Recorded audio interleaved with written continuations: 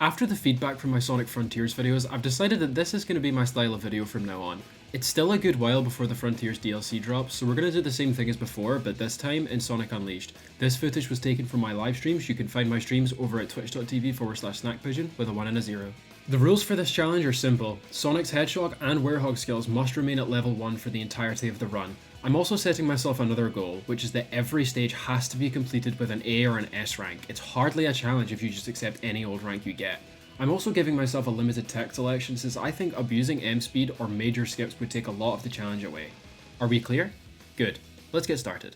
Windmill Isle Act 1 is essentially the OG Cyberspace 1-2. The S rank score for this stage is incredibly challenging and the A rank score isn't that much better. You need around 135,000 score to get an A rank, but without any of Sonic's abilities, this wasn't even worth trying for me. I'll come back later. I got to experience a different stage clear jingle thanks to chat. Oh, god damn it. Trust Seb to do this. Medal collecting is very restricted early game since the Apotos entrance stage is mostly blocked off. The first set of medals you'll be able to collect is in Windmill Isle Act 2 with 3 Sun and 7 Moon medals available to you. All the main day stages follow this pattern for the whole game. Early game stages are quite good for the medals considering how easy the stages are. Keep in mind that once you collect a medal, you never have to collect it again, even if you restart. So essentially, you can get all the medals in a stage as well as a good rank using this, which is why I don't need to come back to this stage. I knew it happens, I will never give up the fight. After a quick duet with myself, it's time for Windmill Isle, the night stage. The difficulty ramps up in the night stage because of Sonic's base moveset as the Werehog. You're limited to basic attacks without finishers, X, Y, Y, and YXX, aerial slashes, and grab attacks. Using the slam attack with a grabbed enemy does a surprising amount of damage to other enemies, far more than what any of Werehog's basic attacks could do. Chat were nice in giving me suggestions on beating the enemies faster. Night stages all have 10 Sun medals and 6 Moon medals. You need 120 total Sun medals to enter the endgame stages, so collect all the Sun medals during the night stages if you can to save backtracking. Combine this with the few you get during the day stages and hub world medals, and you should be good to go throughout the game. Without the combat upgrades, you lose access to the XXA combo, which gives you a lot of aerial movement coverage. I have become so used to this over the years that dropping it adds a significant level of difficulty for me. Platforming requires actual precision now, that's crazy. Low attack power means I'll have to make as much use of attack and defense items as I can. Combine this with Unleash and you can make short work of the mini bosses. I missed a few medals in this stage, but at least I got an A rank. Hopefully I won't be coming back here. Tornado defense stages aren't really affected by the rules in place except for the ranking, so at least I managed the A rank there too. It will forever haunt me that Eggman acknowledges Sonic here but is then surprised in Missouri when he's still alive, but whatever. A quick search of Spagonia on arrival. There's 2 Moon medals we can get here before asking about the professor's location. Now, we can head over to Missouri and grab some more medals. If you've seen my previous Unleashed videos, you'll know I have a very particular way of doing this stage. I tried to avoid fighting the enemies as much as possible since they get stronger as you progress the game. I couldn't remember exactly where the medals were on this stage, so I took the strange paths when I could and grabbed them that way. Enemies with shields start appearing here, and there's no reliable way to break their guard. X, Y, Y works some of the time, so I stuck to that when I could. You really start to see the limitations of the Unleash ability because it doesn't last very long. It's a really short burst of power that, to be honest, doesn't really go that far. With a good handful of medals and the first S rank in the bag, we can rescue the professor, take him home, and then head back out to Missouri. I'm quite familiar with the Savannah Citadel day stage, in that I know I'll get a good rank in most of the medals first try. I did practice this stage extensively in the past, but only for speed, not thinking about the medals all too much. I only missed one of each, and as I'm writing the script, I am really praying that it won't come back to bite me. Now we can move on to our first main boss fight, Egg Beetle. The daytime boss stages have 2 Sun and 3 Moon medals, and using Quick Step Slide you can blast through the arena to find the medals that way, damaging the boss as you go. And then, being more careful once you have the 5 medals, if you want to be of course. After smoking the first boss fight, we can restore the first continent and get moving on to unlocking some abilities.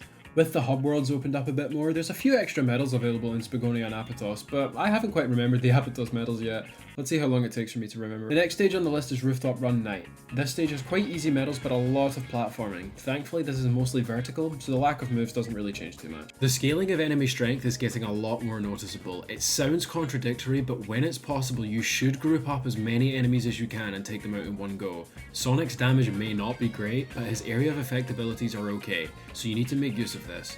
Lots of medals in this stage are in the little rooms of the buildings. You can enter most of these by breaking the door down, so don't be afraid to have a look around for them. Before we can head over to Holoska, we've got the only compulsory exorcism to beat and make Amy actually know who we are. Heading to Holoska, I'm glad they didn't add these cosmetics onto Sonic like in the adventure area, because to be honest, he'd probably look really stupid. Cool Edge Day is always an interesting stage during our first playthrough, because I always seem to miss the fact that I can easily head to Spagonia and Chunnan to get the extra abilities to make the stage much more smooth. A lot of the medals here need precise positioning, and I didn't get an A rank first try, so at least it gave me a chance to grab the extra medals. Mind you, I had the 3 Sun medals already, so I didn't need to worry too much about the Mist Moon medals. I honestly recommend getting all of Sonic's abilities before replaying day stages to get a better rank. You can probably manage most of them without the Lightspeed Dash, but there is a few moments where it's necessary. All of Sonic's abilities can be collected well before the endgame starts, so there's no need to worry about it hindering your progress. I got myself into a bit of a pickle. Get it? Because Wondering what I had to do next. I was thinking I needed to do Dragon Road Day, but that wasn't true. I wasted a lot of time going back and forth between Spagonia and Chunnan trying to figure out where I was supposed to go, but eventually I got there. Dragon Road Night is a fairly short stage for what it is, but not just now. The enemies are scaled up a fair amount by this point, and a few of the medals are guarded behind a lot of enemies, but for most of the stage, you can just run through. Don't be fooled by the end of the stage. You don't have to kill all the enemies to proceed, but I would at least recommend using the wee electric dude to take out all the little guys. The fat dude can also be easily stunned by hitting them with a wizard, so if they get in the way, don't be afraid to do that. Another S rank, 6 Sun and 4 Moon medals in the bag, it was time to face our next boss, the Dark Gaia Phoenix. My best advice against the Phoenix is to be impatient and aggressive. You don't have to do much to take down the Phoenix, just throw the barrel of water thingy, whatever the hell it is, whenever you have a clear shot. When the Phoenix rests, just use the Y combo to get the HP down quickly before they arise again. Complete the quick time events correctly, and that should be your A rank. Well, next up was Rooftop Run Day. I failed on this stage many times, and the lack of abilities holds Sonic back from a lot of parts of this stage. Spagonia's day stage is when they start to be much longer, at least in comparison to Missouri, Apotos and Chunnan. Some medals here are also right out in the open and very easy to miss. I had my hopes high for a decent rank, and well, yeah, this isn't going to happen for a while. And then Dragon Road Day. Finally, the Fall Guy stage. Out in the open medals again, but this time on water, so you do need the correct position to grab these. None of the platforming in this stage relies on Sonic's abilities, apart from the select few air boost parts, but the game expects you to have air boost by this point anyway, so there's nothing really remarkable about that. Another A rank in the bag and 2 Sun medals. Day stages really give you no progress towards the end game. The hub worlds have more Sun medals in total than day stages. No Christy rank. Christy rank bad. Christy rank's a C rank. Whereas A is Andrew. Andrew rank. Because Andrew's the best.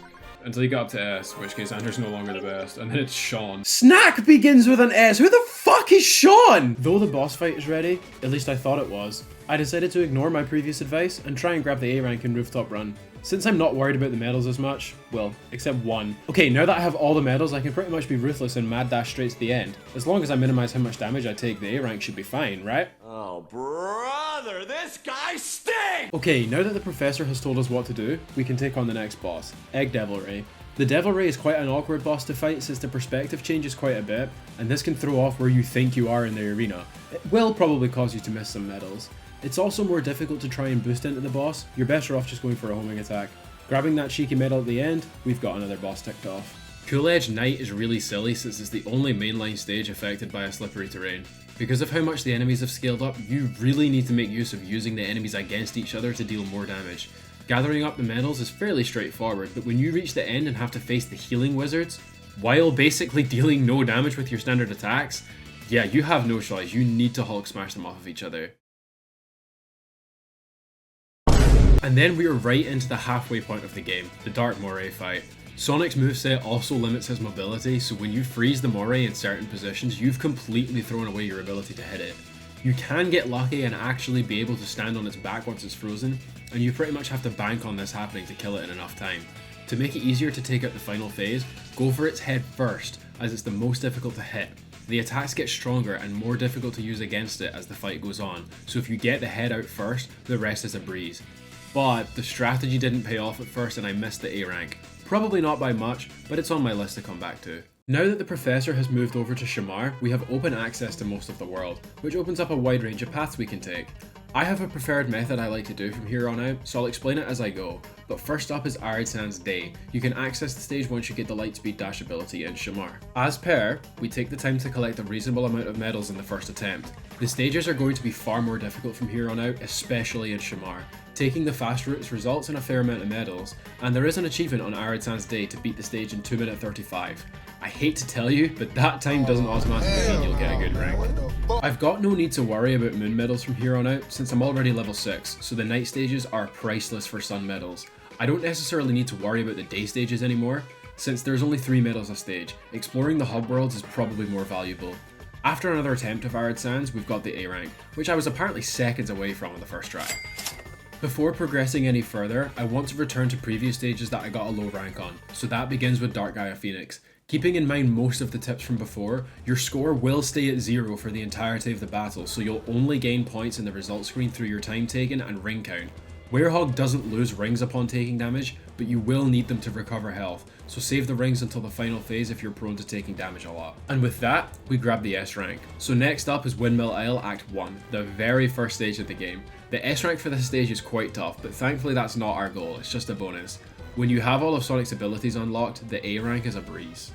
And to end the night off, I return to Rooftop Run Day to grab an S rank there. I'm quite confident with this stage. If you've seen my previous video where I explain how to beat the continent's hot dog missions at level 3 without taking damage, you'll know exactly what to do here.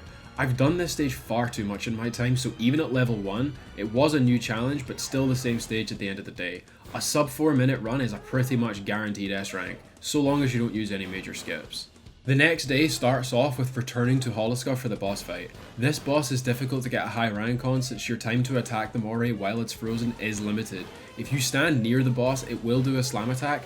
This is your opportunity to jump on top of it and hit it as much as you can, since your ability to attack in the air is limited. You can attack the boss without freezing it, but this isn't recommended since it always faces you and you don't have much time to attack when it is vulnerable. Leave its front target till the end to skip its final phase, and that's you. We've pretty much got a straight shot to the endgame by this point. Skyscraper Scamper Knight has some of the toughest enemies in the game. It's just unfortunate for them that there's practically no walls, so you can just knock them down and throw them off, or hit them against each other if you have to.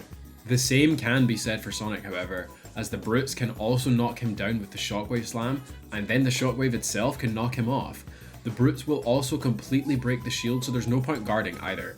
Weaving in and out, you can damage it enough to use the grab attack, and then just use pause buffer to guarantee that you get the right buttons. There's another brute towards the end of the stage, just apply the same strategy and you're fine. You won't take damage in unleashed mode, but you can still be knocked back, and that's all it takes for the brute to end the run. I don't care what anyone thinks about the pause buffer, I have no shame in using it for this challenge. Another S rank in the bag, we grab the remaining medals in the city and head back to the professor. There's no boss in Empire City, so we can just continue straight on to the remaining stages pre-endgame, starting with Jungle Joyride Night. This stage is brutal even in a standard playthrough. You can do almost nothing to most of the enemies, they're practically not worth fighting, especially because the XP is worthless to us. A few areas in the stage have unskippable enemies. You pretty much have no choice but to use them against each other to get by.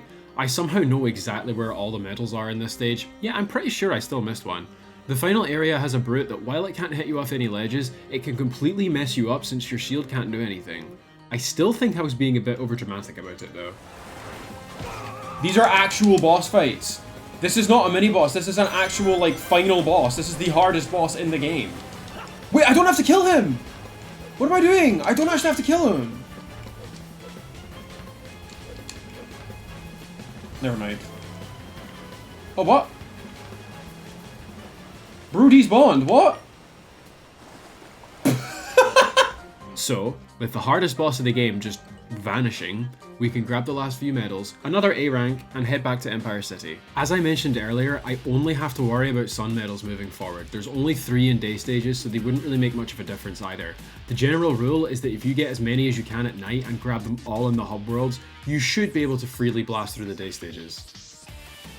I don't trust this. I followed it in different playthroughs anyway, so I have no idea where any of the medals are in this stage. I did my best and I got 2 of them, but I had to come back for the A rank. It's a stage I've practiced extensively, so it wasn't really an issue. What was an issue was going back to Shamar for the night stage. In my opinion, the hardest night stage in the game. You're surrounded by all kinds of wizards and wasps and grunts, all with copious amounts of HP and damage, which can all be killed quickly as long as you can knock at least one of them down. Trust me, it's a lot harder than it seems. You can also pretty much say goodbye to any sort of good rank if you die at all, which will get worse the closer to the end that you die. Look, just don't die, alright? The stage ends off with a few wizards and a big brute, but you only have to kill the brute to proceed. I stuck around to beat the wizards in case there was a medal I could grab, but there was nothing, so if you try this challenge for yourself, or if you play the game yourself, don't worry about this area. Next up is the Dark Guardian, possibly my favourite boss. In the Wii version, because in this version he's a fucking pain in the ass. You don't really have the power to take on the enemies, so you're better off just to knock them away when you push the blocks into place.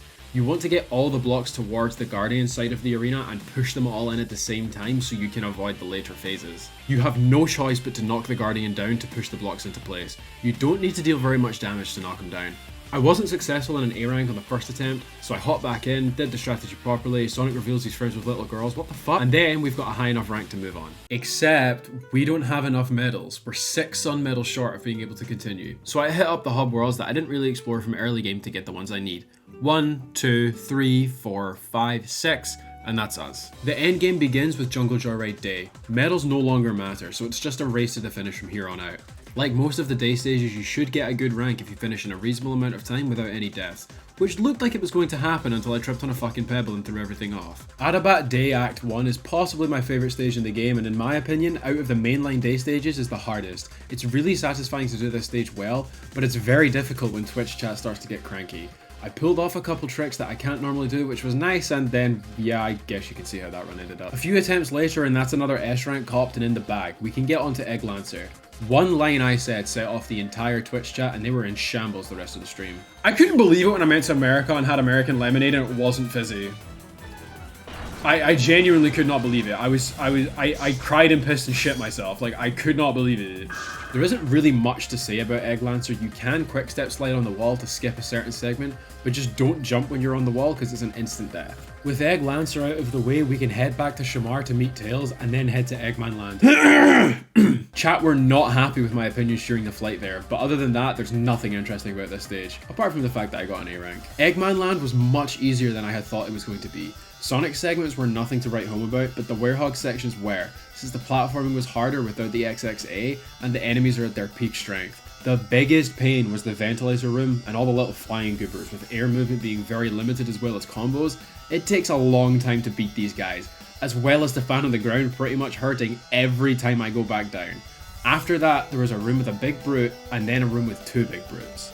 These enemies alone are fine, it's the fact that they're both surrounded by some enemies, including very powerful wizards that can heal them. The wizards have to go before you deal any real damage to the brutes.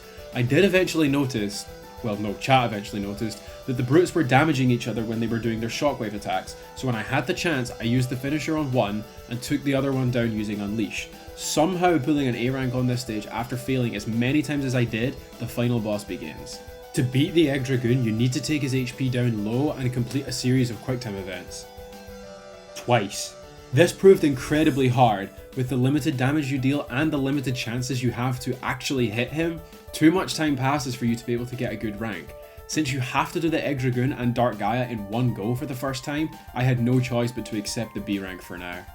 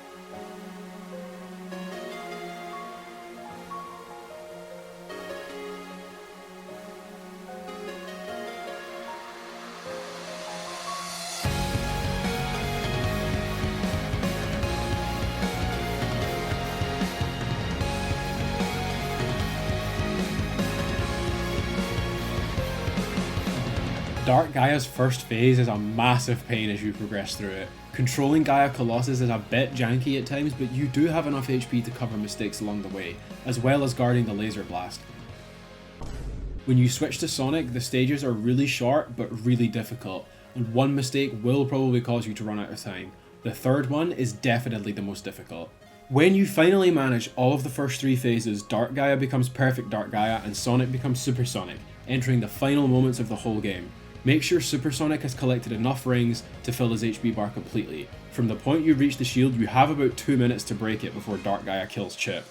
Once you've smashed all the shield guardians, there's a series of quick time events, followed by pressing X 60 times in a short time frame, which will not give you Carpal Tunnel by the way, and then it's one final shot towards Dark Gaia, and then that's it. I've proven that the game is possible to beat with all level 1 stats. But I'm not finished.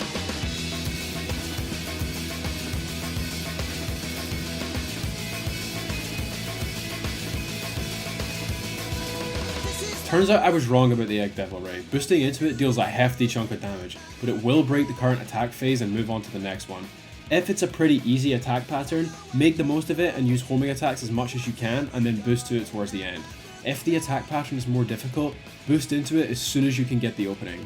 This still took a few attempts to get right, but after a bit of practice, I got my A rank. Attacking Egg Dragoon straight on produces no good results. You can interrupt his attacks at the right position, sure, but you deal a tiny trickle of damage each time you do, so you simply cannot use this at all. What I discovered does work is using the robots against him, throwing them back as soon as you have the window of opportunity, and if you're close enough to the weak spot, you can use a slam attack with the robot to deal a huge chunk of damage. After about 25 minutes of trying it again and again, it felt like longer, the A rank was ours. Dark Gaia doesn't actually give you a rank the first time you fight them. It's incredibly important that you don't fail on any of the sections as Gaia Colossus, since this will waste far too much time. Sonic segments are a bit more expendable as the score doesn't carry over from previous sections. As long as you can do the rest of the fight fast enough, dying as Sonic probably won't set you back too far. Against Perfect Dark Gaia, grab the rings you need to get Sonic's health to full and then instantly head up and right when you get to the shield. As soon as you kill the first Guardian, head to the left and defeat as many more as you can. Dark Gaia will occasionally put Chip out of commission. During this time, they will try to attack Sonic. If you're damaged by these attacks, it can throw off the timing to get all the Guardians as they appear. But as long as you manage them all in good time and don't mess up any of the quick time events, everything will fall into place and you can pat yourself on the back with the beautiful S rank that you will receive as a reward. A and S ranks across the board on every stage using only level 1 stats. It's finally done. This video took an incredibly long time to make, so any and all support is much appreciated. Leave a like if you enjoyed and drop a comment down below if you like, I love reading them, and subscribe for more videos like this. The progress of my channel has been insane since I started creating Sonic content, so thank you to everyone that's already here showing support and to those yet to come. I'll leave my links to Twitch and Discord in the description. I livestream around 3 times a week and I'm pretty active in the server, so if they interest you, feel free to check them out. As always, my name is Snack, and I'll see you in the next one.